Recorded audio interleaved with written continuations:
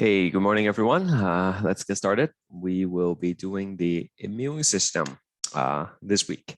So here is the study guide for the immune system. First question, list 4 characteristics of innate immunity. Okay, so just to recap a little bit, your immune system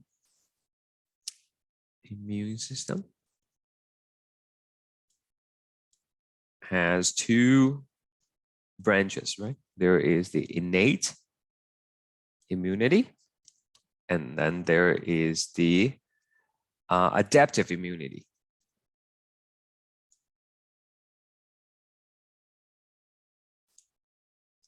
Oops, sorry, 1 second.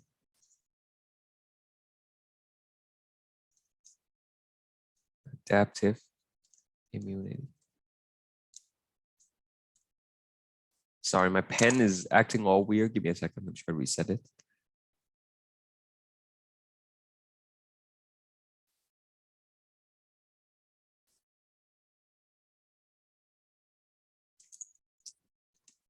Okay, it's working now. Yeah, so there is the innate immunity, which is kind of the ones that you were born with. And then there's the adaptive immunity, which is something that you have to develop as you go through life. So another name for adaptive is actually acquired immunity, because you actually have to get it, right? You have to acquire it. Acquired immunity. Okay. Now, while the 2 branches are kind of unique in their own ways, there are some overlapping. Okay, they're not independent branches of immunity. They actually have some kind of a synergy. They actually work together, and one would somehow affect the other. And we're gonna talk more about it as we go on with the tutorial. So, first question: list 4 characteristics of innate immunity. Okay, can you guys help me out here? 4 characteristics of innate immunity. You can type the answer in the chat, or if you feel like it, you can unmute and tell me as well.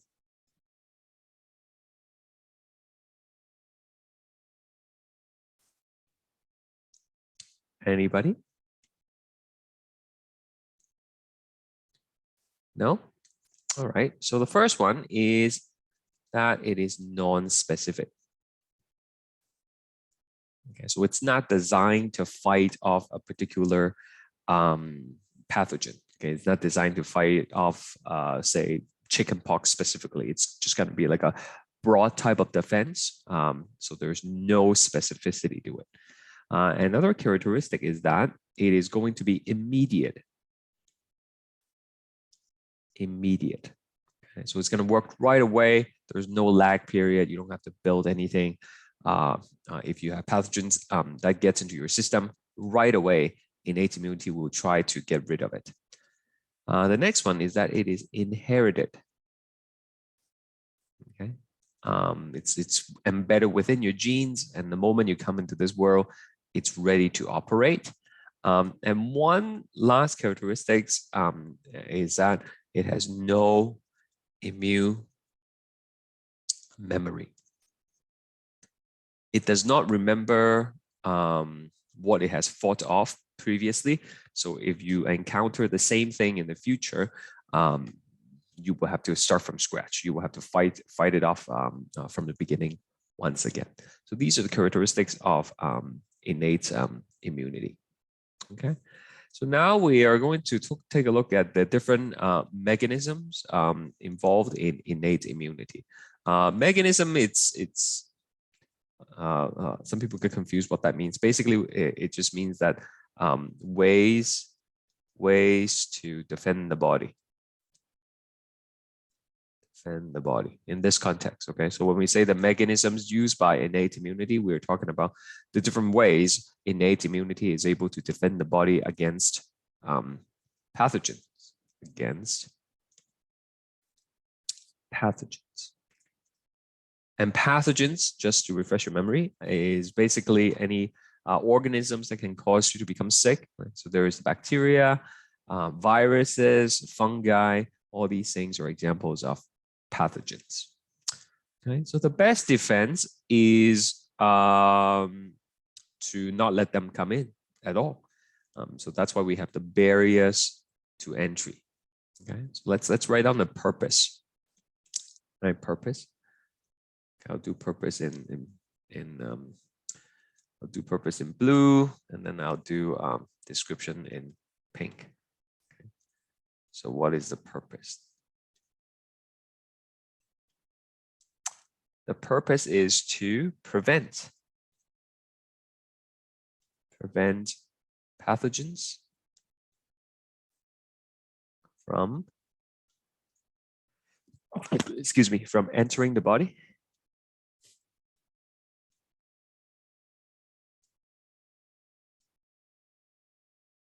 or from attaching to exposed surfaces. Okay, so you don't want them to come in. If they do come in, you don't want them to get stuck on the surface. Okay, because if they attach to the surface, they can start to multiply and they can establish an infection, right? So we do not want that. That is the purpose.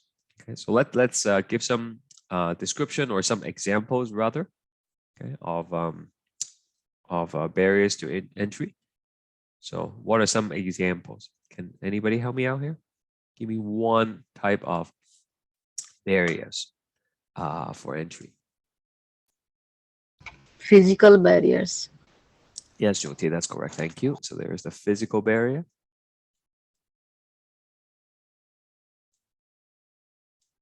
Okay, so example of physical barriers would be intact skin. Okay, so skin is an excellent barrier. It's hydrophobic, right? Things don't usually sip through. It's only when you have a cut in the skin, when you have a wound, then the pathogens can go in, right? And it causes infections and stuff like that. So intact skin is good. Now, we don't have skin covering all the exposed surfaces. For example, your eyes don't have skin, the inside of your mouth don't have skin. And in those places, replacing skin would be mucous membrane.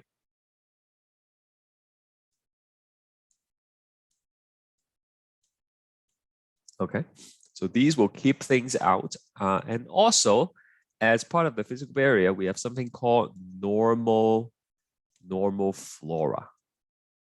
Okay, so normal flora, it's in notes, but I'll quickly refresh your memory.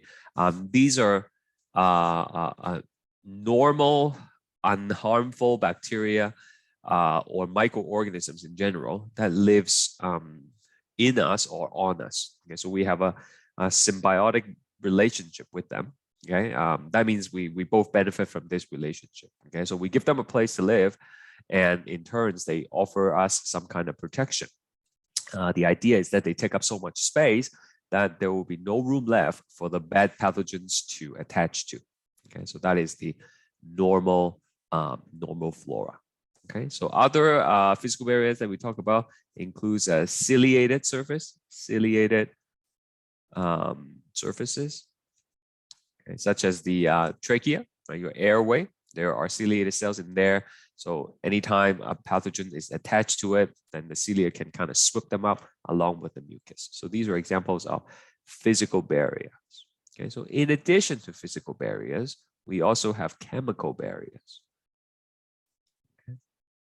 So usually that involves some kind of secretions, right? Some kind of enzymes, perhaps. So what are some examples of chemical barriers? Anybody? Again, you can type it out. You can unmute. Are they called the lysosomes? Yes, that's correct. Okay, there is the lysozyme. Okay, which are kind of like enzymes that will help break down bacteria. We have lysozymes in tears, right? In saliva, and in sweat, right? Perspiration. Okay, so that's one example. Is there another one? Is there another place in the body where we have some very strong chemical to protect ourselves from pathogens?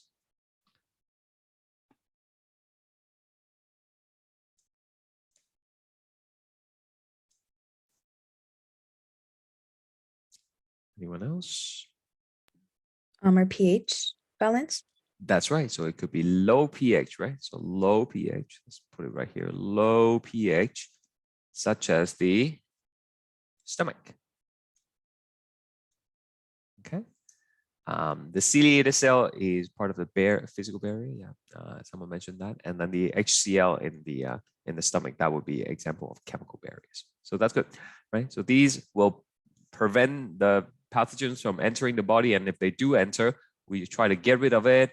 We don't give them a place to attach to, and we try to kill them on site. Okay, so that's what the purpose of these barriers are for. Any question so far? Just make this a little bit smaller. All right, next one is inflammation. Okay, inflammation. So if they do get a foothold, so to speak, if they do come in and start, to multiply, we do want to get rid of them as quickly as possible, and that's what inflammation is. The purpose of inflammation is to recruit more white blood cells, okay, such as neutrophils, right, macrophage, and plasma protein,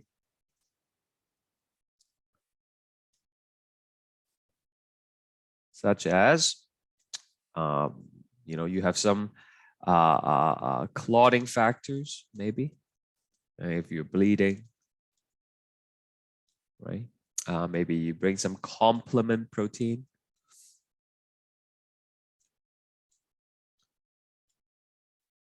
Okay, so to recruit more white cells and plasma protein to the site of infection, right?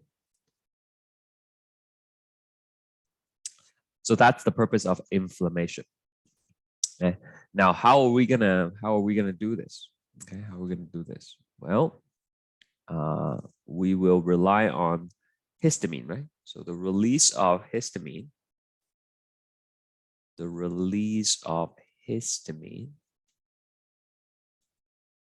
from mast cells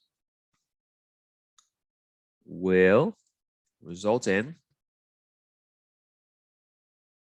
vasodilation and increase vessel permeability. Okay. So once you enter a site, okay, then the mast cells will release the histamine, which will then cause your blood vessels to widen, to become bigger, as well as more leaky. So these two things in combined will allow more white cells to come and more plasma proteins to come. So I'll explain more on this point later, but just as a very brief note, that's what inflammation is for. Okay, you want to get more white cells to fight off the infections. You want to get more plasma protein to initiate the healing process, and some of these plasma proteins will also help fight the infection. Okay. So next one, fever. Right? So you don't really get fever all the time. Sometimes if you have an infection, you do get it. And the purpose of fever is to increase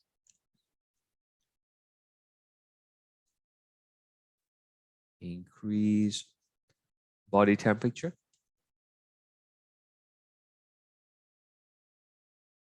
Okay. Which would then result in a bunch of benefits, right? So by increasing the body temperature, what's gonna happen?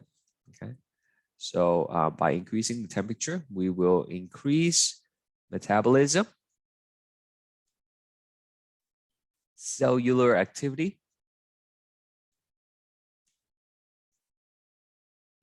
okay. You will decrease pathogen activities. They don't like the higher temperature. And how fever occurs is something called pyrogen, right?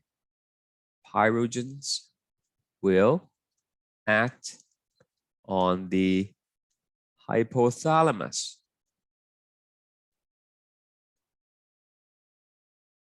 to increase body temperature. Okay, so pyrogens are a group of chemicals that would cause you to warm up, basically. Okay, so an example of of pyrogens that we talked about in class is prostaglandin. Okay, I can write down here.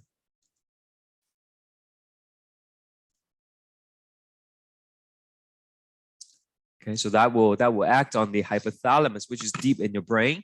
This is the master gland in the body. Okay, it controls many things, including body temperature. Okay, so once the cells release the pyrogen, it will travel through the bloodstream to the brain, to the hypothalamus, and your body temperature is going to go up. Okay, and once the temperature cranks up, all these benefits will follow. Okay. Next one. We have non-specific phagocytes. Okay, so what's the purpose of these phagocytes? Well, it is to engulf any cells with foreign antigens on them. Okay, so like foreign cells, they have PAMs, right? Remember PAMs? PAM stands for pathogen associated molecular patterns. Okay, so these are a group of antigens that are associated with a dangerous pathogens, and when your white cells sees them, they're going to eat them.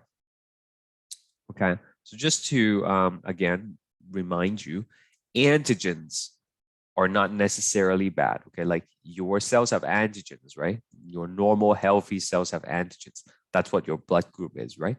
And then other cells also have antigens. It's only when your body is exposed to foreign antigen, then your immune system starts to act up, right?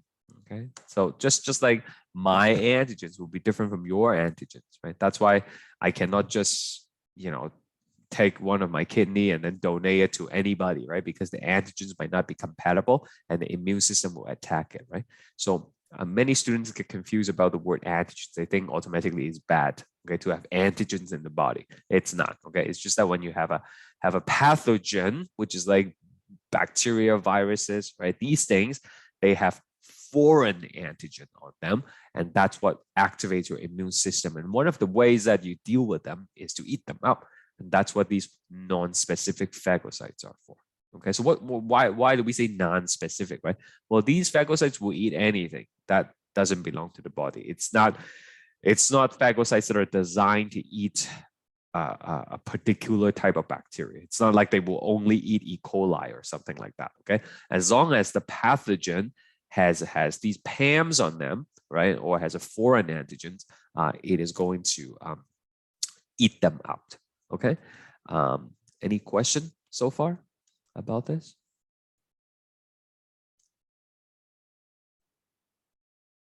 All right, now just a little bit of move ahead a little bit. These type of phagocytes, some of them anyways, they are also important for linking innate immunity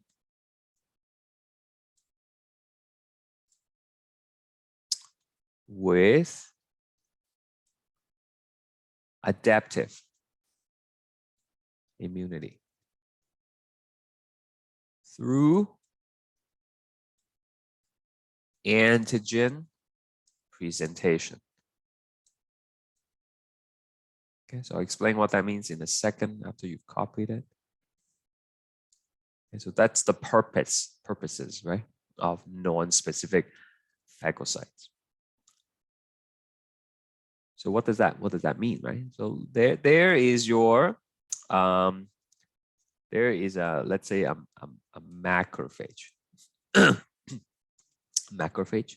So there are different types of phagocytes, but we learn only two types of phagocytes. Right? Macrophage is a type of phagocyte. What's the other type of phagocyte that we learned last week? Anybody remember?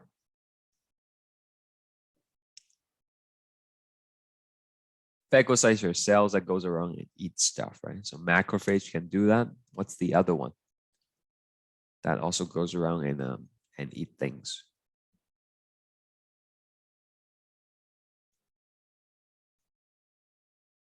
No, nobody remembers. The neutrophils, right? Neutrophils. So both neutrophils and macrophages, they are both phagocytes. Okay, they both go around and eat things.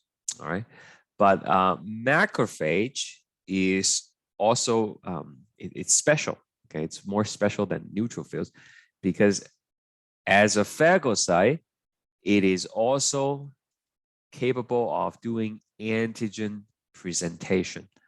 So for cells that are able to do antigen presentation, we call them antigen presenting cell, APC. Okay, I'll write down for you. Antigen presenting cell.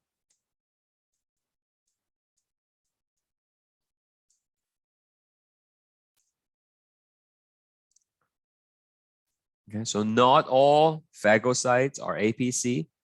Macrophages is an example of APC. Neutrophil is a phagocyte. That means it can eat stuff, but it is not an APC because it does not know how to do antigen presentation. Okay, so that's the difference. Now, what does antigen presentation mean? So let's say we have some bacteria right here. Okay, bacteria.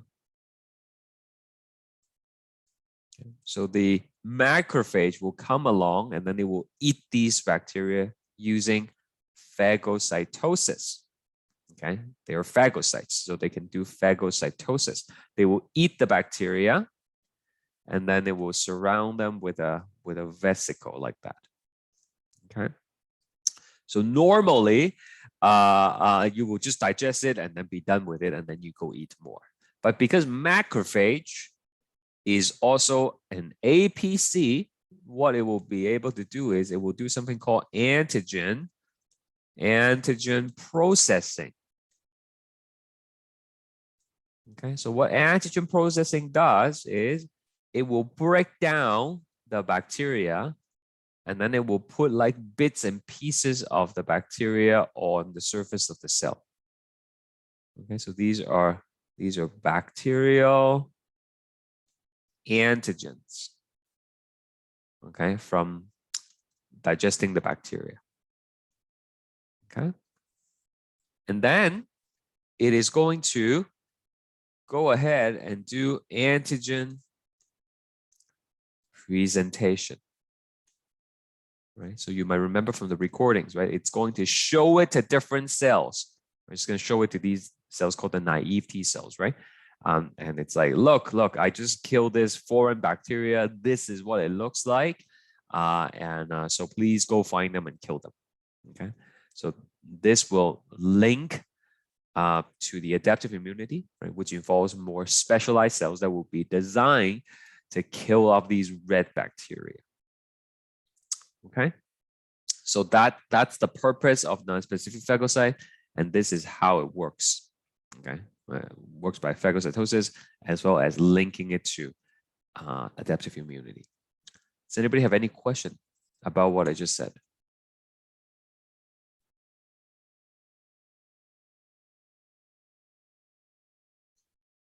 You sure? No questions?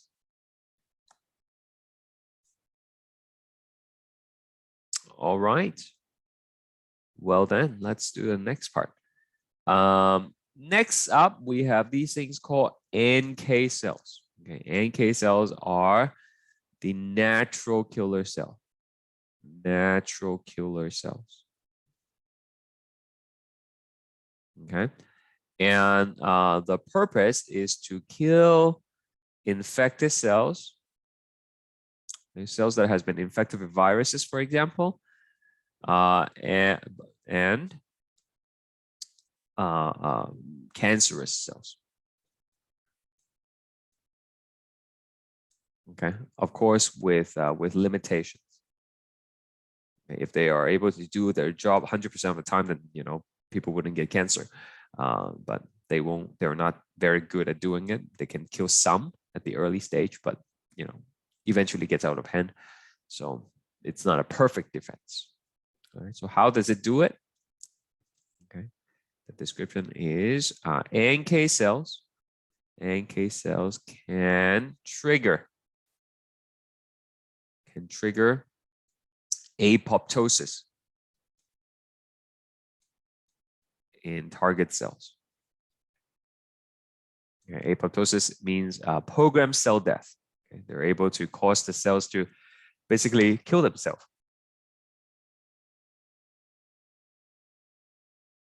Excuse me. I don't know why I'm sneezing so much this morning.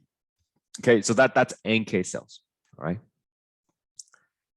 Complement proteins.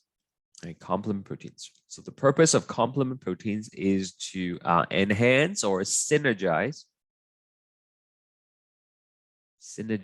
other immune responses. Okay, and we talk about three things specifically in class about how complement proteins can work. So anybody want to fill me in here? What are the three different ways, three different examples of how complement proteins can help?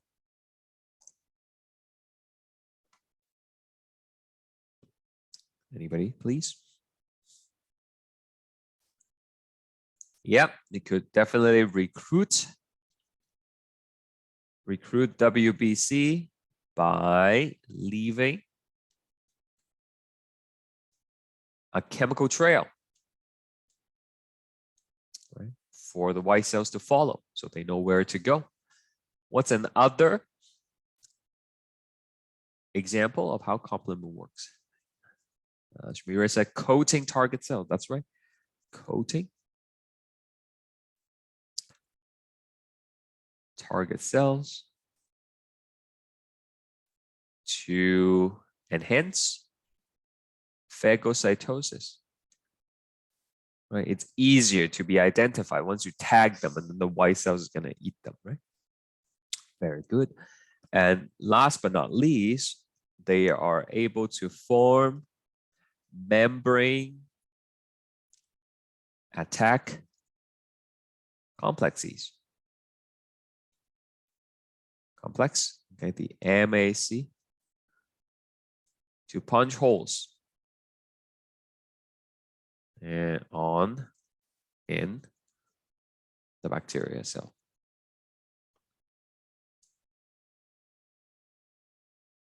And bacteria. Okay, so there you have it. That is the complement proteins. Okay, it's made in the liver. It's found in your plasma. Okay, usually is not activated, but it will get turned on once you need to fight them. Once you need them to fight off the infection. Okay, it gets turned on through a series of chemical reactions. Okay, that's it for innate immunity. Any questions about any of these things? No? Okay, let's do a poll. First one's pretty straightforward. Go ahead.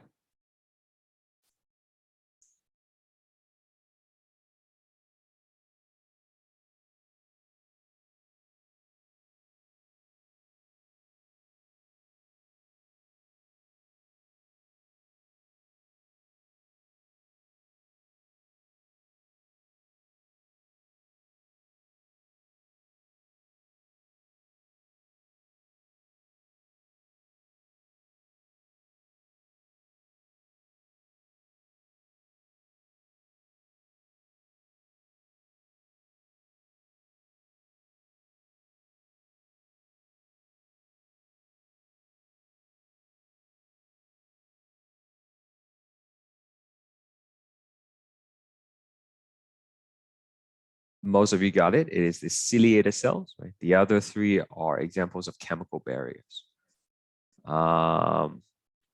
Let's try this one.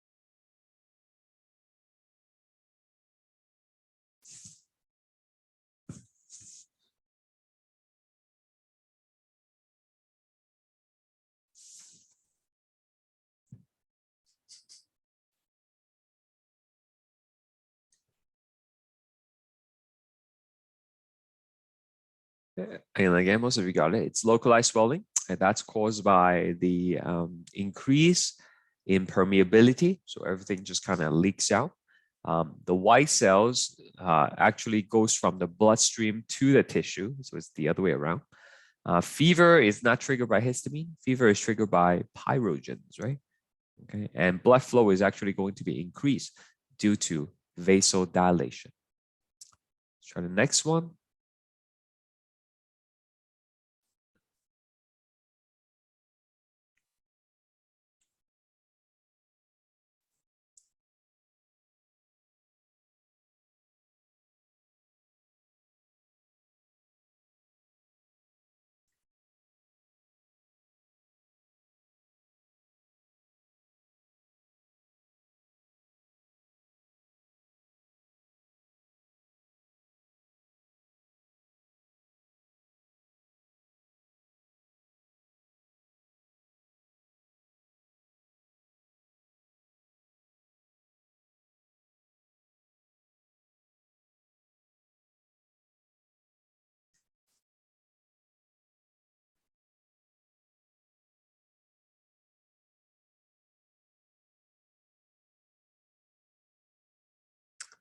All right, so PAMs are pathogen associated molecular patterns. Okay, so as the name suggests, they are found on pathogens. They're basically like identifiers on the pathogens, so that our white cells can tell, these things don't belong to the body. Okay, we should get rid of them. Okay, the phagocytes will identify the PAMs that are on the pathogens and eat them. Okay, no PAMs on the phagocytes. Okay, let's do another one.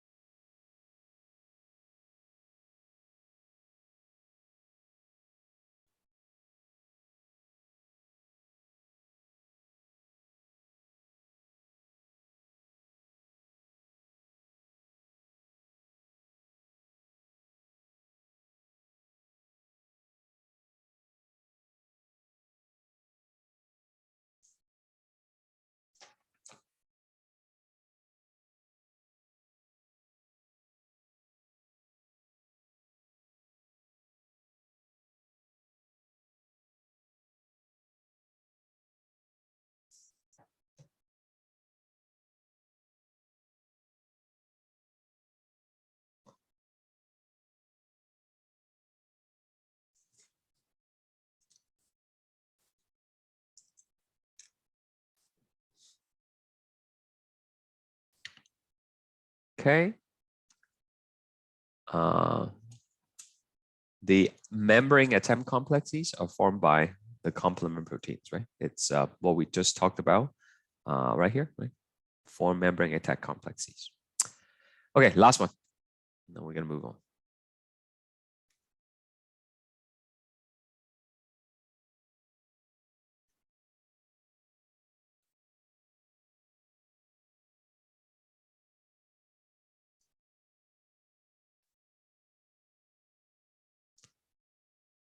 have a high there. There's the full question.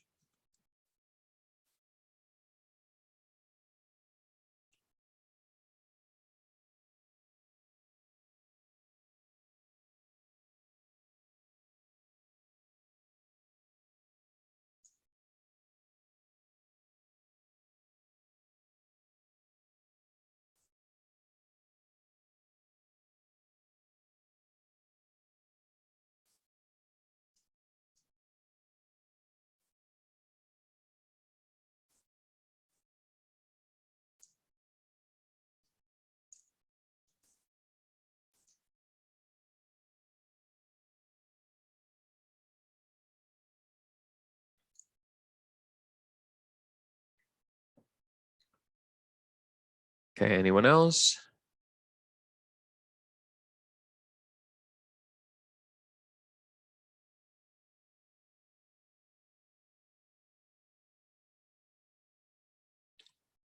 Okay, the correct answer is the NK cells, right? If we look back to what we wrote here, NK cells, they can kill infected cells, cells that are infected by viruses, for example, and cancerous cells. So if you don't have a lot of NK cells, right? If you lack NK cells, then there's going to be a higher chance of developing malignant tumors. So the answer is NK cells. Again, any questions, anybody? Before I go back to the study guide. All right.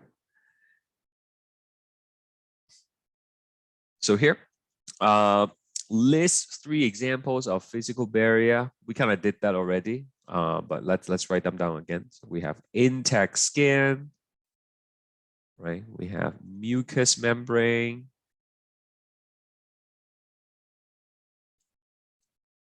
Mucous membrane. We have normal flora. Right? Ciliated cells. All these are examples of physical barriers. Chemical barriers, we talked about hydrochloric acid, right? We talked about lysozyme.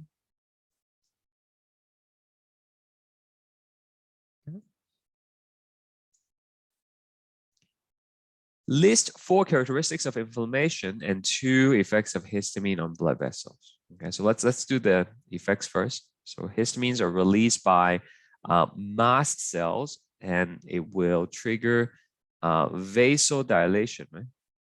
Vasodilation. What that means is it will widens the blood vessel, which would then increase blood flow. So more blood is going to flow towards the location, which is exactly what you want, right? More blood, more white cells, more plasma protein. So as a side effect of increased blood flow, we are going to have redness, right? We are going to have warmth. Okay. So you know, how should I do this? Okay, the increased blood flow will result in redness and warmth as a side effect. Okay, so secondly, we're gonna have increased permeability. Increased permeability, okay, which will allows things to basically leak out the vessels. So allow WBC and plasma protein to move into tissue. Right? No point getting all these things to the site of infection if they cannot get out. So that's why we're going to increase the permeability. Okay, so as a result of that, increased permeability, then the side effects are going to be swelling and pain. Okay, so these are the 4 characteristics, 4 hallmarks of inflammation. Okay. All right. Next, we are talking about the adaptive immunity now. Okay, so in adaptive immunity, we have special cells called T cells, right? As well as B cells. Now notice there is a mistake here. This should be B cell, not T cell. So B cell here. But let's talk about T cell first. Okay, so to just kind of give you a quick recap, and for those of you who have not watched the recordings, okay, so we were talking about, right, the macrophage, right, the antigen presenting cell, right? There are other types of APC as well, but we only learned macrophage, and you know, they have put the bacterial antigen on their surface. Okay, so they're going to present this to other cells. They're going to do antigen presentation. Okay, so how are they going to do that? Well, from your bone marrow, that's where all the white cells and red cells come from anyways. So from the bone marrow, there are going to be these naive T cells, right? So naive T cells are cells, let's write down naive T cells. So these are T cells that has not been activated yet. Okay, that's the simplest way of thinking about it. And the naive T cells, each of them would have a unique receptor. Okay, so I'm just going to use color to represent them. In reality, it's more like the shape of the receptor. So, you know, some would have blue receptors, green receptors, red receptors, and pink receptors. And then at any given time, your body would have a population of naive T cells that are in the thymus. Okay, for example, the thymus is right here, right? Right here, actually, in front of the heart. And so the APC is going to present this to your naive T cell. It's going to show this to the naive T cell and see if it's able to help with the fighting the red bacteria, so to speak. Okay, so again, right, in more scientific terms, the receptor here is kind of like a lock. Okay, and then the bacterial antigen is like the key. Does the key fit the lock? If it doesn't fit, then it's not a good match. It's not going to be able to help fight with the infection. Okay, so it's going to try to expose it to multiple naive T cells, and it will select the one with the correct receptor. Okay, so correct receptor for this particular infection, right? Like if you get infected by like another bacteria, like an orange bacteria, then none of these are going to be able to help. Okay, and just a quick word about these receptors, how we make them. Right. So do you remember from last semester, hopefully, that genes they have introns and exons, right? Do you guys remember that? Okay, so like here is a gene, and then maybe we have exon number 1, we have some introns here, and then we have like exon number 2, and then maybe another intron. And then let's just put another exon here, exon number 3. Okay, so it turns out you can do gene shuffling. Okay, so when your body do like translation, it actually can, you know, in a normal sense, right? What you would expect is you would remove all the introns and you will put exon 1, 2, 3 together, right? So let's say we put exon 1, 2, and 3 together, and then you would get like a protein. Okay, but actually you can do gene shuffling when it comes to creating these receptors for naive T cells. The receptors are of course proteins, right? So instead of using all 3 of the exons, your body could choose to just use 1 and 2. So that's going to create like a different protein. Like it's related, but it's going to be like a different shape, right?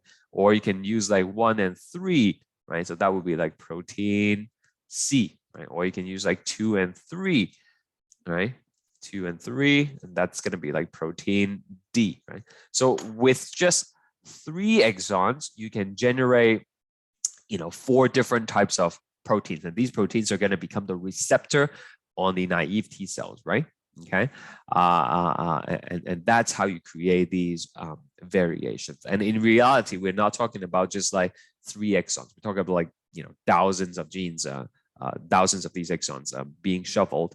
And as a result of that, you can create like virtually billions of different combinations, right, of receptors. Okay, so that's why the adaptive immunity has the potential to fight off, virtually anything. Right. The key is, are you able to come up with the receptor faster than the pathogen's gonna kill you? Okay, if you're able to come up with these things fast enough before the pathogen cause irreversible damage, then you can fight it off, basically. Okay, people die from a particular disease because they weren't able to mass produce the antibodies quick enough to fight up the infection, not before the infection has, basically create irreversible damages, right? Okay, so that's what this is talking about. All right. So here is the antigen presentation. And once you choose the correct naive T cells, it is going to undergo clonal expansion. Clonal expansion means you just make like many copies of your cell, right? This is the chosen one, and we're gonna make many copies of them. Okay, and then these cells are going to then differentiate, right? Transform, right? Differentiate into effectors. Okay, so remember, these are still kind of like naive cells, right? Even though they clone themselves, they are not specialized yet. Okay, they're like undergraduates, if you would, and then they would go into specialists. They would streamline into a specific discipline, so to speak, right? And that's what this question is asking. List of 4 types of T cell effectors. Okay, anybody remember any of them? Please let me know.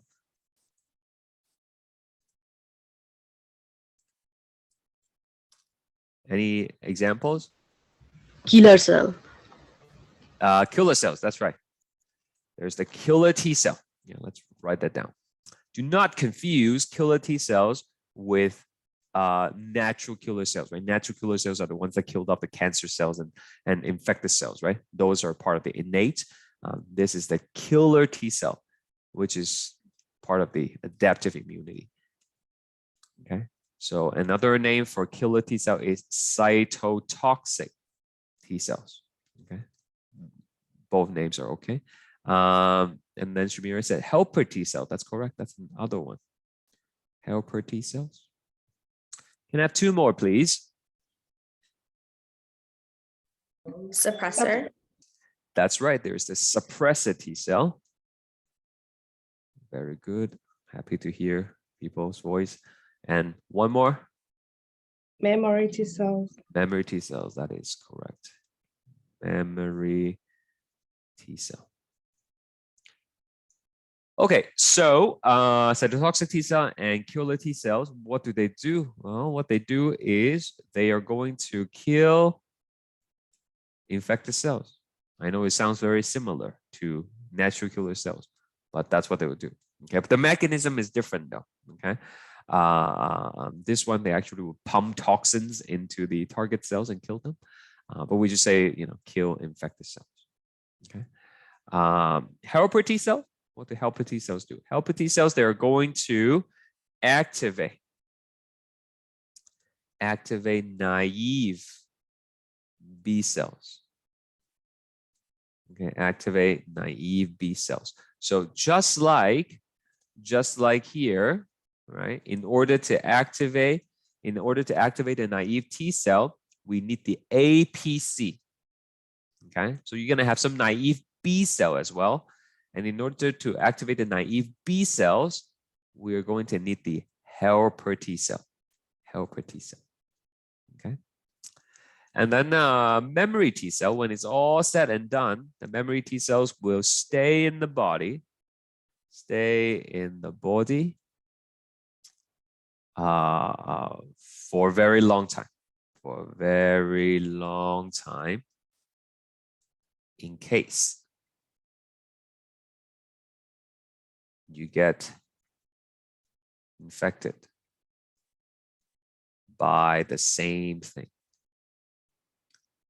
Okay, so think of I don't know what you had before. Let's say you had chicken pox. Okay, my favorite example. You had chicken pox and then you recover from it. So in your body, you would have these memory T cells, okay, that has the receptor to fight off chicken pox. So next time you get infected by chicken pox again, you're gonna have the army ready. You don't have to go through this whole antigen presentation process, okay? You will already have the right tool to fight it off, okay? So you're gonna be able to get rid of it very, very quickly, okay? And with no symptoms virtually. So for every diseases that you have fought off, right, you would have a memory T cell floating around in your system, right, so to speak. Suppressor T cell. Okay, suppressor T cell is the cell that's gonna stop the immune response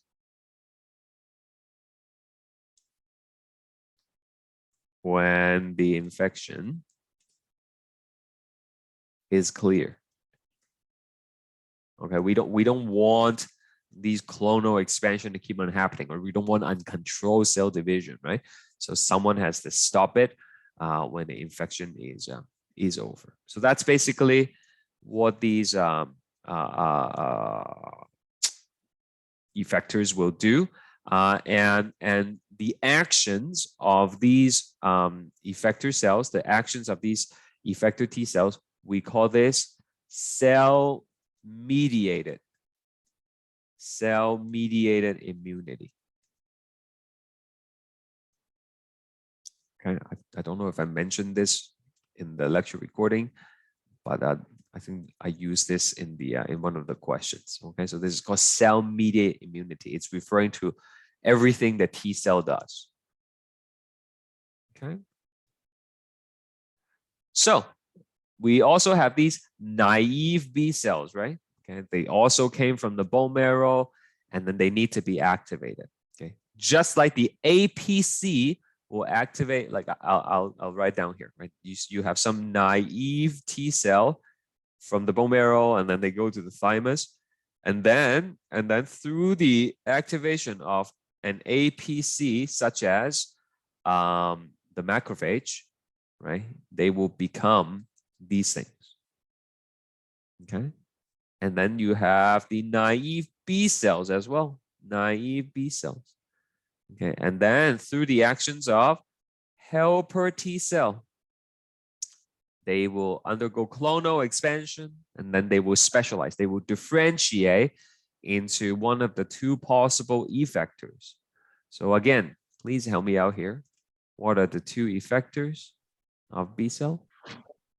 Memory B cells. Yes, there's the memory B cell. Thank you. And what's the other one?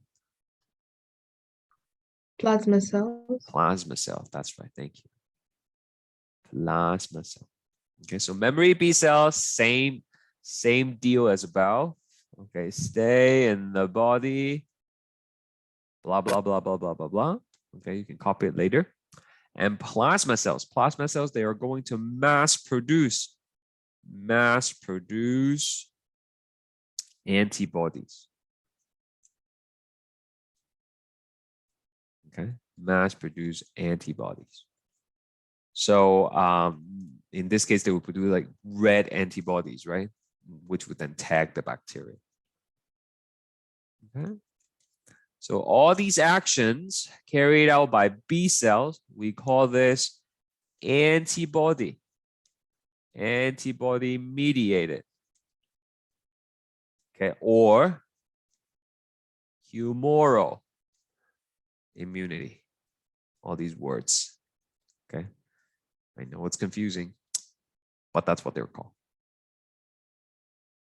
All right. So you have under your acquired immunity, right? You have the cell-mediated branch, and then you have the antibody-mediated branch. Does that make sense? Okay. Just a quick word about antibodies. Okay. They are Y-shaped proteins right?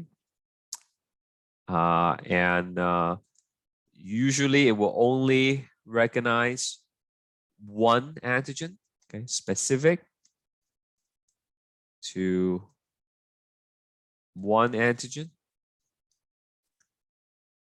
Although it's possible for some antibodies to have cross activity. I think I mentioned this in the lecture. I don't remember. I recorded a long time ago, but I usually talk about this when I teach this lesson. Any of you have like a scar here on the on your arm? Usually left arm if you're right-handed, like a little small circle dot scar here. Anybody?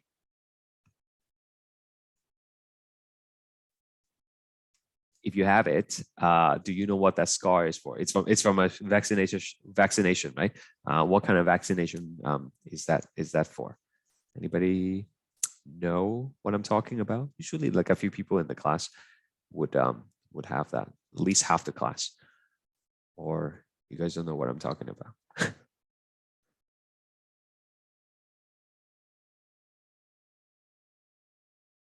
No, nobody has a scar on their arm from vaccination from before, from when they're a kid.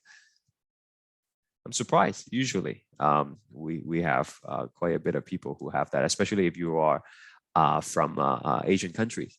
Not that I see something to say. Yeah. So yeah.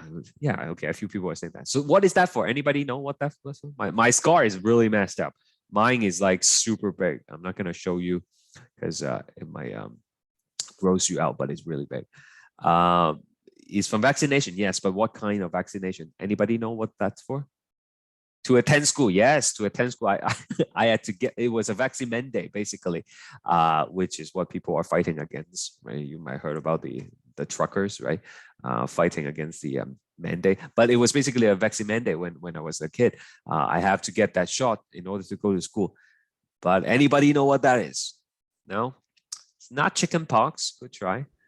Hepatitis B or something? Yeah, it is called a BCG vaccine. And what is it for again? I'm sorry, I didn't catch that. Yes, someone type it in the chat box. Tuberculosis, that's right. TB, right? Tuberculosis. Okay. So tuberculosis is a live attenuated vaccine. Okay, so live attenuated means it is a live version of the bacteria. Tuberculosis is caused by a bacteria, and it's attenuated means it is weakened. So it's not supposed to cause the actual disease, okay? But you kind of like you maintain the shell of it, because after all, what triggers the immunity is the antigen that is on the surface, right? So it doesn't matter if the virus is or the bacteria is dead, as long as the coating is there, it's going to be able to trigger your immunity, okay? But the reason I brought up the BCG vaccine is that the bacteria that they use in the vaccine is actually the cow version, okay? The cow version of the bacteria, okay? So this is known to cause sickness in the cow, but not in humans, okay? Not in humans, okay? However, the cow version of the bacteria is similar enough to the human version of the bacteria. When your immune system is exposed to the cow version of TB, it will create antibodies. It will create these Y-shaped antibodies. And those antibodies are good for both the cow version and the human version because they are similar enough. Okay, so even though, my point being, even though the antibodies are supposed to be specific to just one type of pathogens, one type of bacterial virus, whatever, sometimes the antigens that are on the bacteria between two different bacteria are close enough that when you gain immunity for one, like a more harmless version, in this case, the cow version of the bacteria, you will also get protection for the human version, okay? So sometimes it's possible for antibodies to have multiple targets, even though they're on different strains of bacteria. Am I making sense here? If you have watched the lecture recordings, this was also the case for smallpox, right? Okay, it was Jennings used the cow version of the smallpox to, give vaccination for people to get the protection from the human version.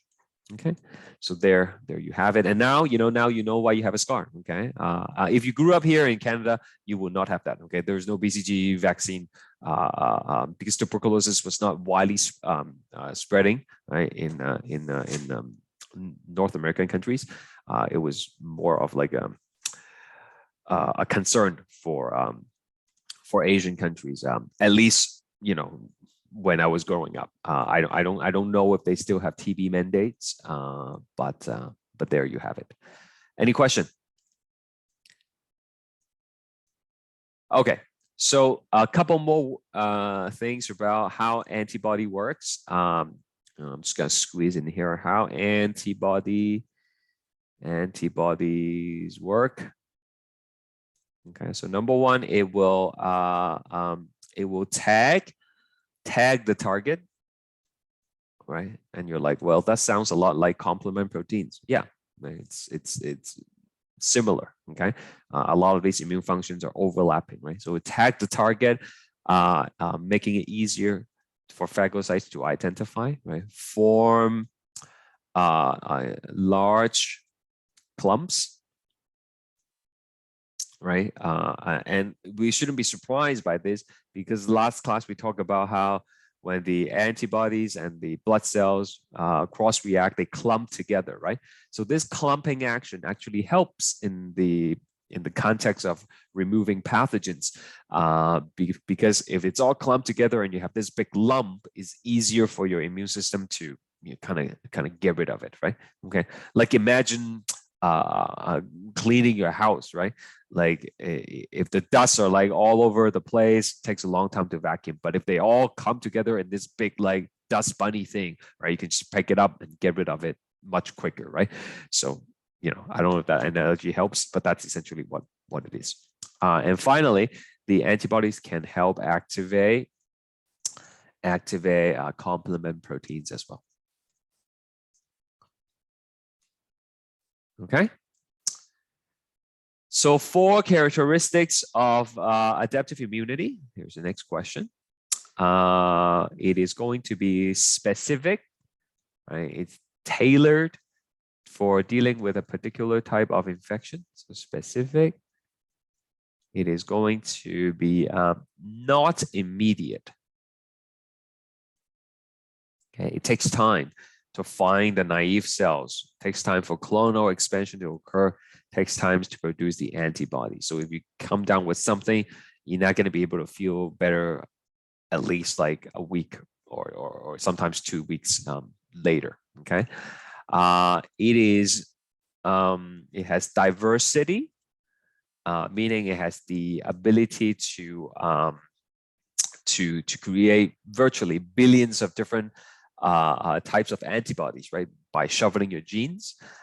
So again, in principle, you should be able to fight off any infections that you got. Okay, but the key thing here is time. Okay, are you able to ramp up the production of the antibody fast enough to create that specific? It's like your ultimate weapon, right? The antibodies. Are you able to make that before the bacteria cause too much damage, before the viruses cause too much damage? Okay, and sometimes, most of the time, right, with the serious stuff, right, like COVID, for example, right, like Ebola, that kind of stuff, our body's not going to be able to deal with it quick enough. That's why you need medications to support you, right, to basically keep your body functioning, keep the pathogen at bay before you can make your own antibodies. And finally, it has immune memories, right? You're going to have those memory cells in your system, and they will hang around. Okay, they will hang around, and in case you get future infections, you will be able to fight it off. Okay, on the news, you might have heard people say, "Well, I hear people who got COVID can get COVID again," and that is true. Okay, for various reasons. Okay, you hear that the virus is actually mutating, right? So there are different variants. So you might get infected by a different variant, and the antibodies that you made during the first infection might no longer be as effective right? So you can get infected again, but you probably won't be as sick as the first time, right? Because those antibodies will offer some level of protection, and you might be able to recover a little bit faster. Okay. All right. Next question. List 3 effects of fever. We talked about that already before, so I'm not going to write again. See above. Okay, and that is that. Maybe we take a little bit of a break, like 5 minutes, and then we will come back and finish the rest. Okay, we'll take 5 minutes, so that's going to be like 9:42-ish. Okay, we'll continue after that. Okay, see you in a bit.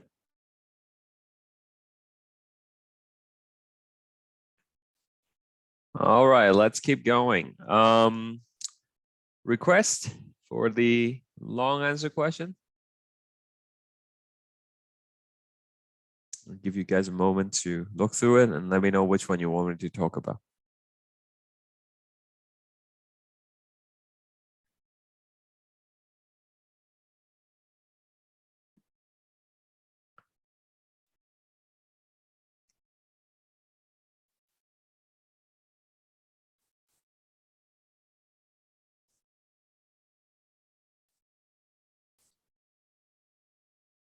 Okay, question 17, 18.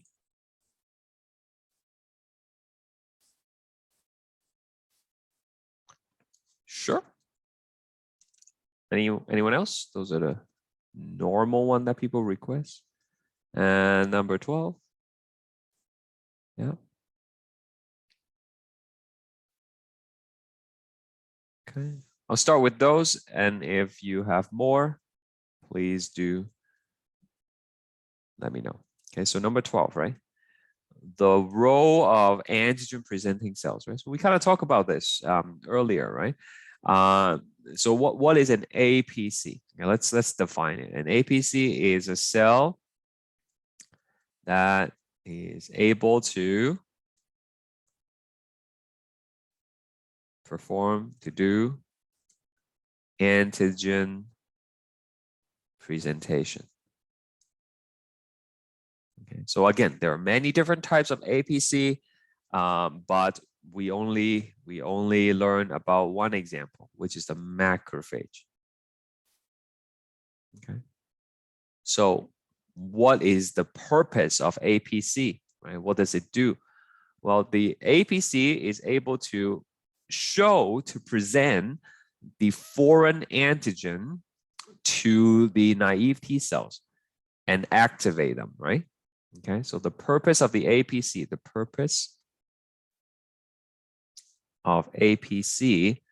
is to activate naive T cells.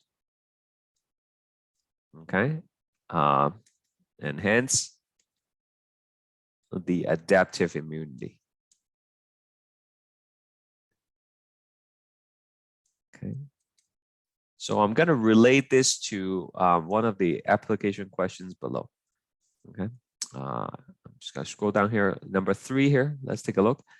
HIV, which is the virus that causes AIDS, right? HIV infects macrophage and destroys them. This is actually true. Explain how this will affect your immune system. Okay, so if you don't have the macrophage, then this mechanisms will be compromised. Okay. Yes, there are other types of APC as well, but macrophage is like the main one.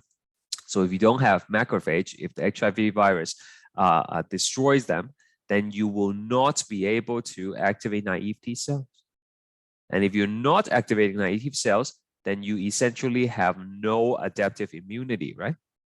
Okay, so here, basically, essentially adaptive immunity is gone, right? It's compromised. Okay, so people with HIV, they could die from very simple infection, like a common cold. Okay, they could die from pneumonia, okay, because you don't have the immunity to fight it off. So the APCs are very important. right? Because it serves as a link between innate and adaptive immunity. Remember, the adaptive immunity is the big guns, right? Okay, whereas the adaptive immunity is just, whereas the innate immunity rather is just like a first line of defense. It's not very strong, right? Okay, you know, the adaptive immunity is like the army, okay? Whereas the innate immunity is kind of like your local security guards. They are useful, but they are not equipped to deal with very big threat, right? Okay, so if you have like a serious infection, you need to call in, you know, the adaptive immunity, and without that, okay, without a means to activate that, it's is going to severely compromise your immune system. Does that answer your question, Samira, or did you have something, a follow-up question for that?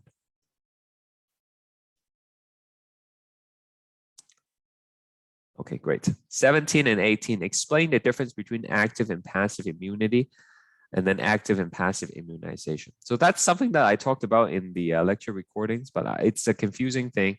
So I'm going to go through it again with you. Okay, so feel free to sit back and watch, or better yet, copy. So we talk about immunity. Okay, so there is the innate immunity. Okay, you know, the inflammation, the barriers to entries, the fever, complement, all that stuff, right? Okay, and then there is the adaptive immunity. Okay, which is the T cells, right? The cell-mediated immunity, the B cells, the antibodies-mediated immunity. Okay, and so under the adaptive immunity, we also have two further categories. Okay, we have the passive immunity, and then we have the active immunity. Okay, so in a very simple sense, active means the host is you, okay? You. The host makes the antibody. Okay, whereas passive is the host receives the antibody. So someone else made it. You just receive it. Okay. So typically speaking, active immunity, active adaptive immunity, it is going to be not immediate. Okay, you're not going to be able to make those antibodies right away. Even if you start making it right away, it will take a couple of days or a week before you get a high enough tier of antibodies. We usually say tier of antibodies. Okay, so not immediate, but when you do get them, it is going to be long-term protection. On the other hand, passive, it is going to be immediate. If someone else gives you that antibody, as soon as you receive it, you are going to have immediate protection. But those antibodies are not going to last forever. They are just proteins. They will get degraded. So it's short term. Short term. I usually say it's like studying for a test. If you do your own studying, you will not immediately get everything. But if you put in the hard work, you will eventually get it. Okay, after studying for a week or so, and you will be able to remember it hopefully for a very long time. And if you cheating, right, you will get the answer right away, but it's short term. Right? You don't have any kind of long term memory for that because you didn't put in the work to do it, right? So to speak. That's how you can remember the difference. Any question about the difference between active and passive before I move on?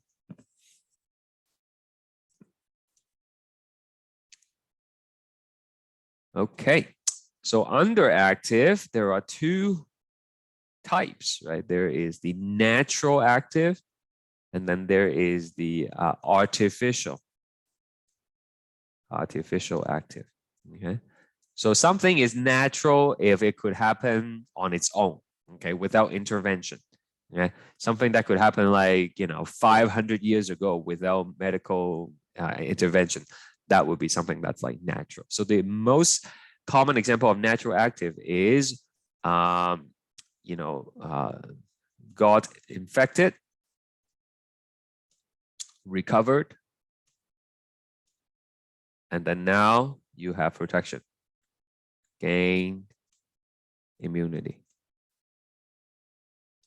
Okay, again, right? My favorite example, chicken pox. Okay, you got chicken pox, you recover from it. Now you have immunity against chicken pox. Okay, I know for some people they can get like shingles, which is related to chicken pox, but just keep it simple. Like you're not going to get the chicken pox again because you have immunity against it, right? Okay, so that is natural and active. Right? I remember I just had this conversation with my mom like last week. I think I forgot how it came up, but we were talking about like I got chicken pox when I was a baby. And like it was pox everywhere. Apparently she can't even put me down because then there were pox like all over my back. So she had to, carry me throughout the night and stuff like that. Okay. But yes, I got it through natural means and then I recovered. And then now I have immunity. Okay. But nowadays, people don't actually get chicken pox through natural means, very rarely. Okay. If you are a little bit younger or if you have kids, right, they would actually get vaccinated against chicken pox. Okay, it's called varicella, right? The vaccine, the virus, and then the vaccine would protect the kids from getting that. Okay, so if you get a vaccine to protect against chicken pox, then it wouldn't be a natural active immunity. It would be artificial active immunity. Okay, so this would be like an immunization. So example, right? Chickenpox vaccine, flu shot, right? Or the COVID shot, COVID vaccine. All these are examples of artificial active. Okay, so there's nothing natural about injecting something into your system. But once you inject those things into your system, you will still have to make the antibodies yourself, and then you will get protection against it. Okay, so just a quick note on how vaccine works, like what vaccines are, because people usually get a little bit, confused about these vaccine stuff. So I'm just gonna quickly do some of these misconception things with you guys and see where you stand. Okay, so let's do true or false here, and it's anonymous, so you can just tell me what you think. Okay, first of all, vaccines contains live virus or bacteria. Is that true or false? Right? A for true, B for false. Do you think vaccine contains live virus or live bacteria?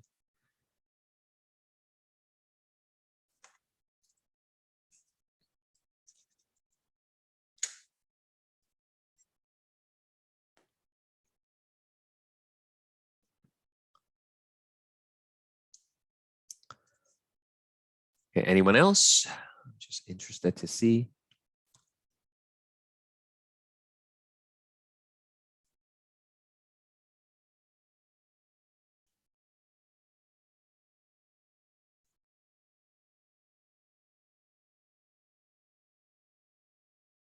Okay, interesting. We are half, 50-50. Okay, half of you say this is true, half of you say this is false. Let's change the question a little bit and try again. Does the COVID shot have live COVID virus in it or not? Okay, let's say the Pfizer and the Moderna, right? Those are the two common ones here. Does that contain live COVID virus in it? Do you think it does or do you think it does not?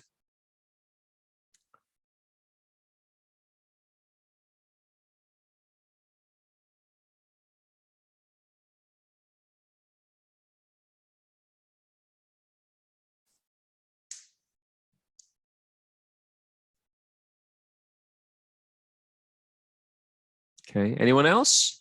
Are the rest of you there? Have I lost you guys? Okay, everyone who participated say no live virus in the COVID shot. Okay, but half of you said vaccine contains live viruses or bacteria. So actually, some vaccines have live viruses or live bacteria, right? Okay, I just mentioned that earlier to you. The TB vaccine, right? It has live bacteria in it. Okay, and the polio vaccine is also have live viruses in it. Okay, but live does not mean is necessarily like gonna make you sick and catch the actual disease. Live is what we call live attenuated, right? Okay, like I said, live attenuated, which means it has been weakened. Okay, like the part of the virus or bacteria that caused you to become ill, that part is no longer there. Okay, and so it's just giving you like the shell of the virus or the shell of the bacteria that would then give you immunity, that would trigger your immune system to make antibodies. So live attenuated vaccines are usually the most effective. Because they are the closest thing to the natural version, to the real version. Okay, so it's the best tool to like educate your immune system. However, it's not suitable for everybody. Okay, live vaccines with live attenuated viruses or bacteria are not suitable for everybody, specifically for people who are not suitable for immunocompromised individuals individuals, say people who have a weakened immune system, people who are undergoing cancer treatment. Okay, it's not suitable for pregnant women. Okay, because we don't know if even though the virus or bacteria will not cause you to become ill with the disease, we don't want to affect the fetus. We don't know what kind of effect it might have. So it's usually not recommended for pregnant individuals. Okay, so some vaccines have live viruses, bacteria, and in that case they are going to be weakened. Most vaccines they don't. Okay, so flu shot, there's no live virus in it. COVID's vaccine, there is no live virus in it. Okay. Next one. What about this? Flu shot can give you the flu. Okay. What do you guys think? My mom always say, I don't like to get the flu shot because I get the flu afterwards.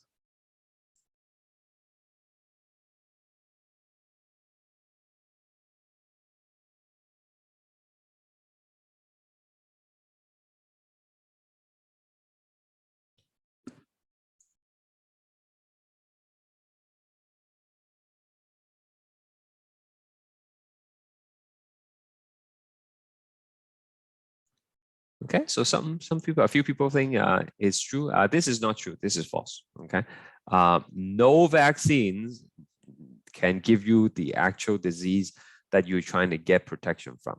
Okay, the flu shot will not give you the flu. The COVID shot will not give you COVID.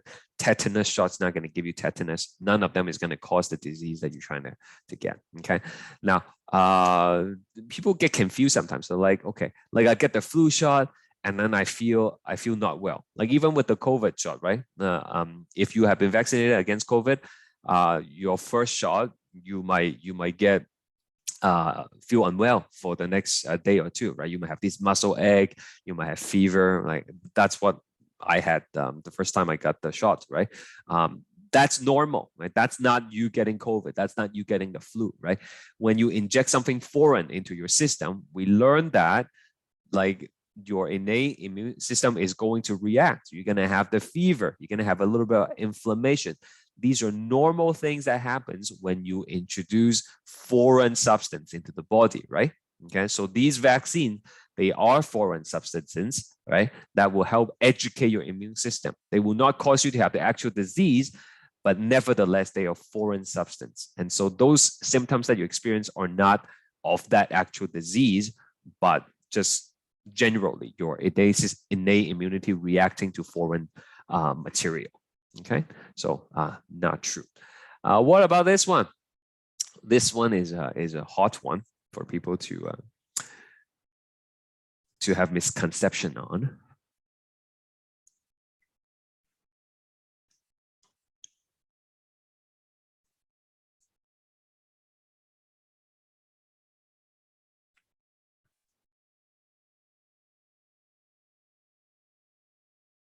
Any mercuries, preservatives in vaccines?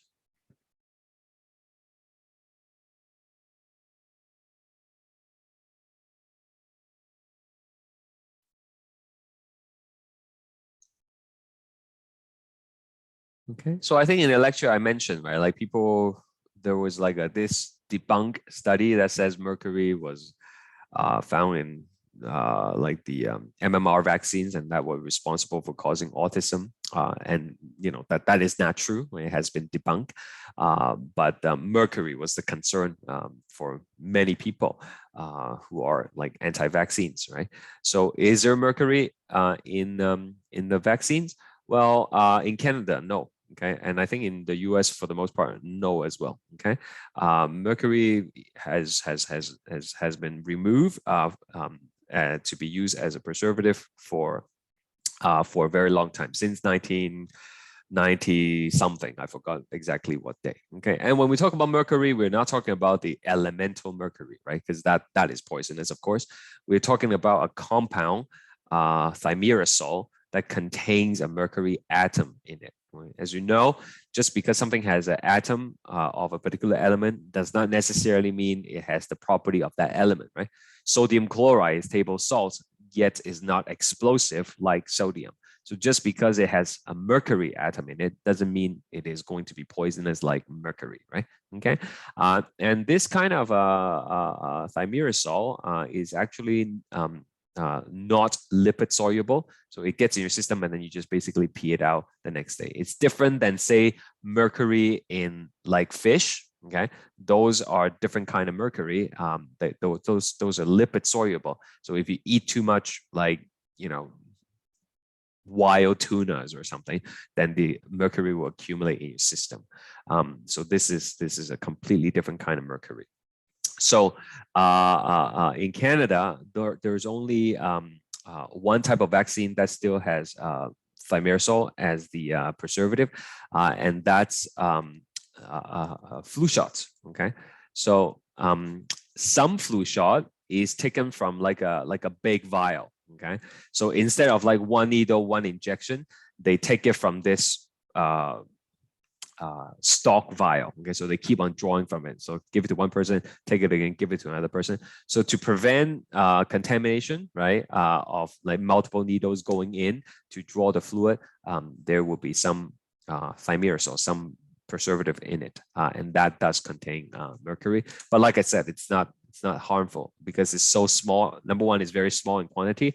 Number two, whatever does get in your system, you basically just pee it out the next day because it's not lipid soluble. Okay, so those are some misconceptions. Hopefully clear up for you. So that's it. That's artificial active immunity. Okay, so back to passive, right? Passive also has two branches. We have the natural, okay, and then we have the artificial. Okay, so the natural is through placenta, right? Through placenta or breastfeeding. Okay, so we know antibodies can cross the placenta and go into the baby bloodstream. We talk about this in the case of hemolytic disease of newborn, right? So in that case, the antibodies is attacking the baby cells. But in this case, we're talking about protective antibodies going to the baby. Okay. In fact, you might have heard on the news like 2 weeks ago, they say pregnant women should get the COVID vaccine because some of the the antibodies that they produce will transfer to the baby and protect them. Right? As you know, the baby cannot get the vaccine. Obviously, they're too young, and so the only protection is from the mother, who would have been protected if she has the antibodies. So she could continue to transfer those antibodies to the baby through breastfeeding. Okay, so that is natural passive. The baby did not get the antibody himself, got it from the mother, and the production is going to be immediate. Okay, so artificial passive, there are two different types that we can talk about here. There is one for treatment, and then there is one for prevention. Okay, for prevention. All right. So I actually have a personal story that I can relate to about artificial passive. It happened last semester, I think like in late September or something. I was out for a run just around my neighborhood one morning, and a random dog just kind of lunged at me and then bit me in the abdomen. Okay, and so by the time I figure out what happened and you know want to find the person, he's already gone, like the owner of the dog. So I mean, I don't know if the dog, you know, is infected or anything, right? Because you know, you worry about things like rabies, right? Technically, like every pet owners, their dog must be fully vaccinated, but you know, you don't know, right? Okay, so then what happens is I had to went to the doctor, and the doctor gave me a serum.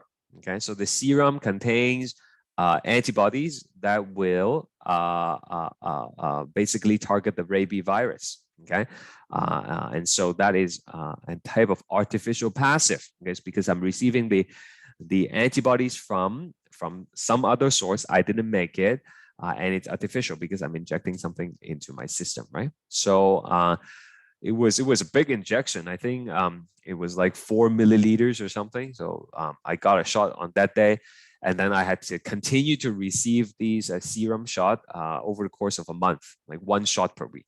Okay, the doctor also gave me tetanus shot because apparently, like dogs, their saliva can have the bacteria that cause tetanus as well. So in that case, it's artificial passive. So this is serum. Okay. It can also be used for prevention. Okay, so if I have to travel out of the country and then in that country some disease is very prevalent and I want to get protection from it, I can get a serum, right, to protect myself. Let's say I have to go fly out tomorrow, right? I don't have time to get a traditional immunization, so I would get a serum today, and then I can fly out tomorrow and be protected during my trip. And then when I come back, eventually I will lose those immunity because the antibodies will break down, right? And then I would have no protection again. Okay, so this would be an example of active immunization where you have to make the antibody. This would be an example of passive immunization. Okay, so there you have it. Okay, let's go back to this thing right here, which is a couple more questions. First one, Geoffrey is bitten by a rattlesnake while on a camping trip. His friends immediately apply ice packs to the bitten area to slow the spread of the protein-based toxin. They then rush him to an emergency facility. What treatment would provide immediate protection and why? So this is similar to my dog bite, right? Okay, they are going to give him a serum, okay, with an antibody that would neutralize the protein-based toxin.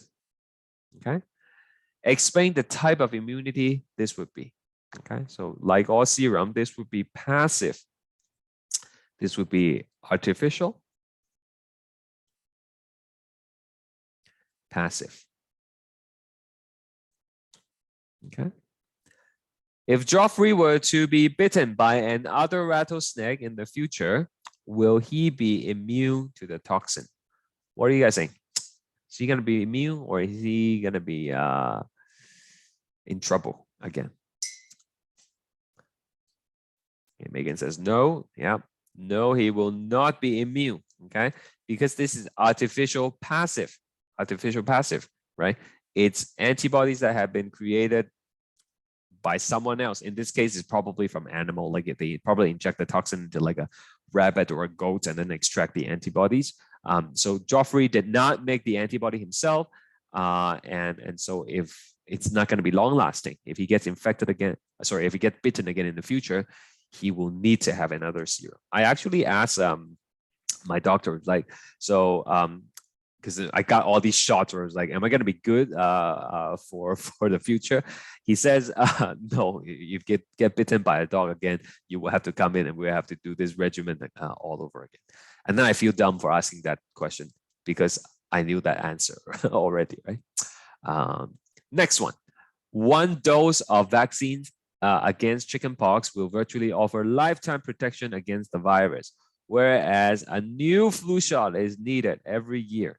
Explain the reason for this. Okay, and they're saying we might need a COVID shot every year as well, right? So explain the reason for this. Okay, anybody know any flu viruses that they hear on the news? You know, nowadays it's all like COVID, but before COVID, flu was like all the rage, right? Every season, winter season, they would say, you know, get the flu shot. Does anybody know any flu name? It's like all letters and numbers. There are a few famous ones that always shows up on the news. Yes, Patrick says H1N1, right? The so-called like swine flu, right? Which actually originally was the 1918 Spanish flu, which kills a lot of people, right? And then it reemerged again. This was actually the last pandemic. I don't know if you remember. This happens in 2001, maybe. I don't remember, but this was the last recent pandemic. It's very short though, but that's the flu. Zika virus is not a flu. Good try though. Another one is H5N1, right? The bird flu. Have you guys heard of this one? The bird flu? No? Yes, maybe? Okay. Yeah, so what is the H and what is the N, right? Well, let's say this is the flu virus. On the surface, we have these things called H and N, right? Just like the COVID virus have those spike proteins, right?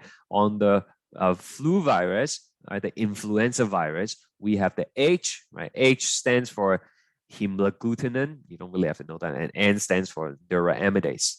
And there are like 11 different types of N and 18 different types of H, right? So if you do the math, right, and you take 18 different types and 11 different types and you combine them in different ways, there are like 198 different types of combinations, right? So each winter, the dominating strain is going to be different. Okay, so the World Health Organization is responsible for tracking these strains and predict which three would be most dominant, and then they would create a vaccine for those dominating strain. Okay, so like let's say you get protection this year against flu ABC. Okay, next year it might be DEF that's dominant. So you know the antibodies that you make last year will no longer be effective. So you need a new flu shot. Okay, sometimes they have a wrong prediction. Okay, and then the flu shots are no longer effective for that year, right? You will hear on the news people say the flu shot is only 20% protective this year. And that's because they made a wrong prediction. We are a little bit more fortunate, so to speak, in the northern hemisphere because we get our winters after the southern hemisphere gets theirs, right? So we can always look at Australia to see, you know, how they're doing in terms of the flu season, and then that would give us an idea of what it would be like for us when it's our turn to have the winter. But since the pandemic happened, right, with all the healthcare measures, with the mask and the hand washing and all social distancing, we virtually did not even have a flu season. Okay, they say there were only like less than 10 cases, right, reported, and so all those measures actually. The measures to protect yourself from COVID actually also works for protecting against flu. Okay, we did number 3 already, and number 4, how the mRNA vaccine works. Just very briefly. Okay, so I told you we have different types of APCs, right? So the macrophage is an APC. There is also something called a dendritic cell. Dendritic cell. Okay. Dendritic means like they actually look like star shape, okay? So when you inject the mRNA into your arm, they're actually protected by little lipid bubbles. They would go into your arm, and then the dendritic cells would take up the mRNA, okay? So these mRNA, they are the code, the instruction to make the spike proteins that are on the COVID virus, the SARS-CoV virus, right?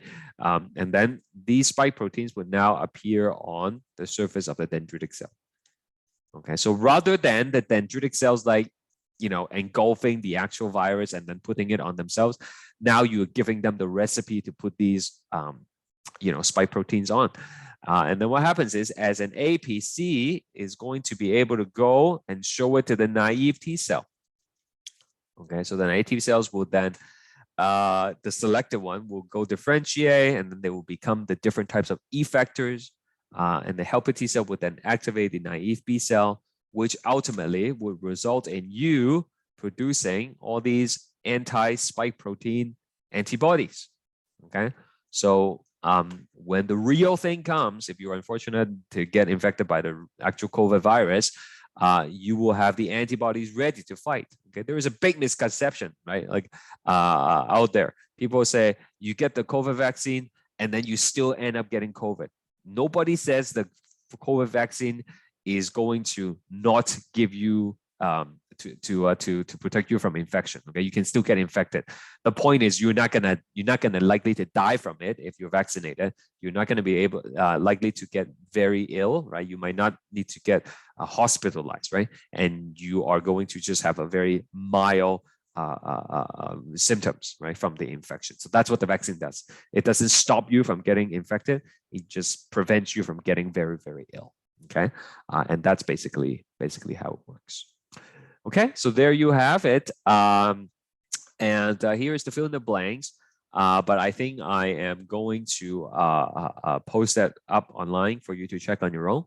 I'm sure you can do that. So any questions before we end today?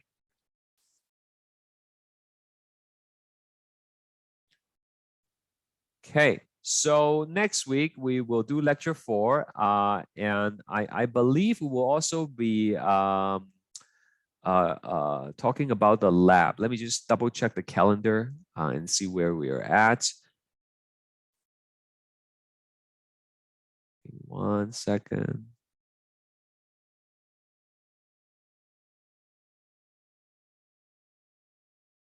Okay, so next week, this is where we are today.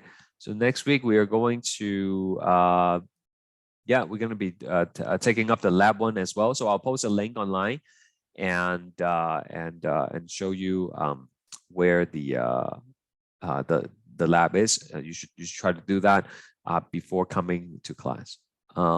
Where can I find the recording for this live lecture? Do you mean the PowerPoint lecture, Patrick, or do you mean the tutorial lecture? Which one are you referring to? The tutorial? Yeah, so after each week, right, like I would post a link, right? Let me just show you quickly. Hold on. Oh, I just remember something else. So don't go yet, guys. Just hang on.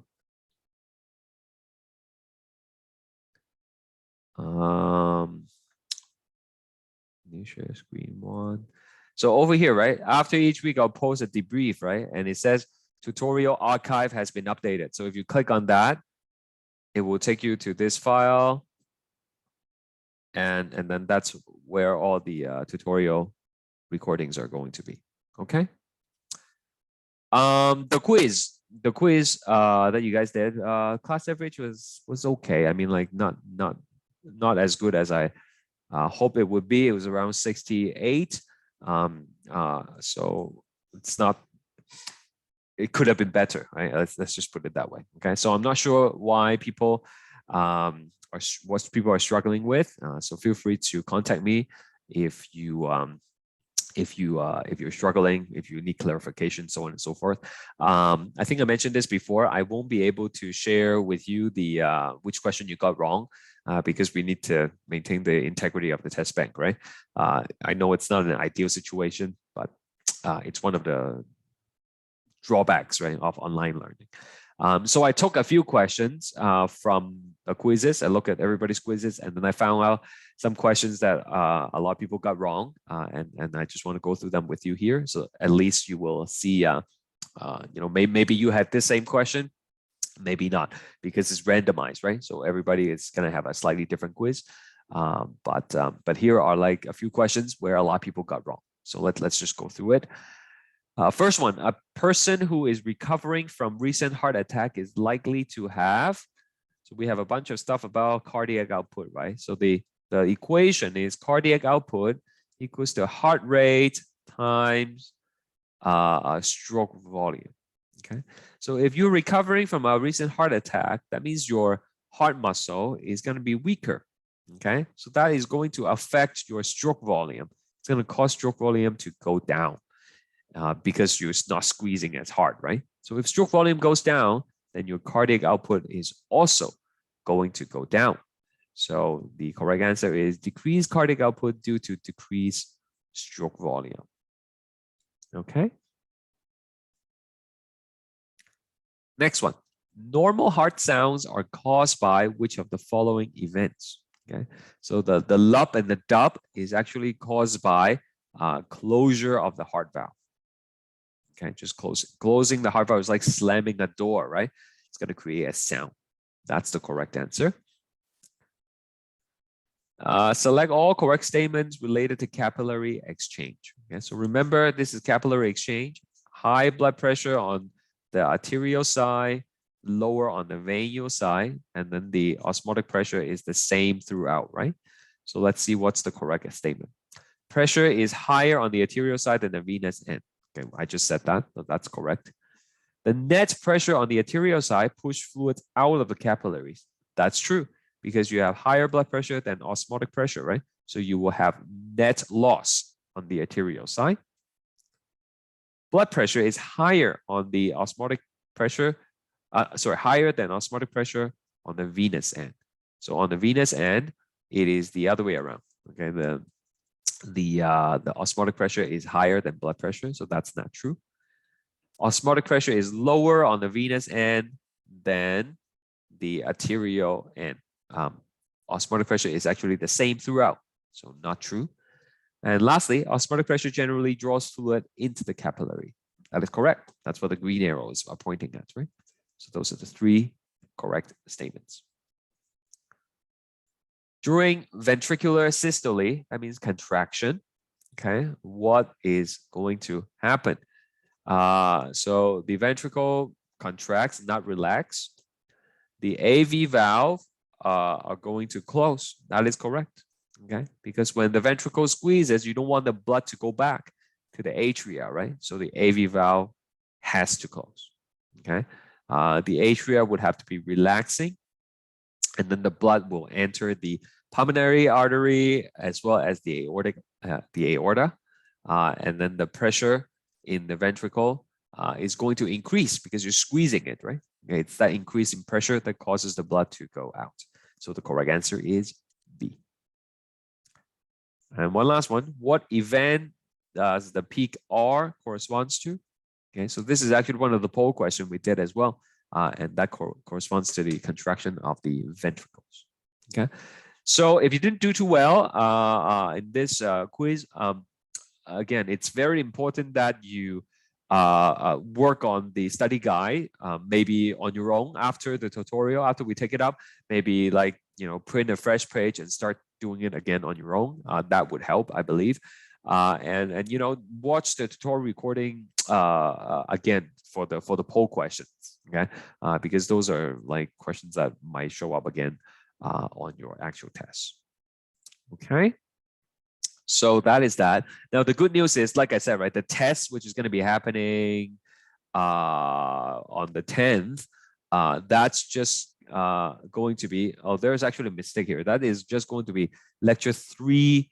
No, actually lecture 2 to 4. Okay, there's not lecture 1 to. I just realized the mistake. So it's just 2 to 4, right? It does not include lecture 1.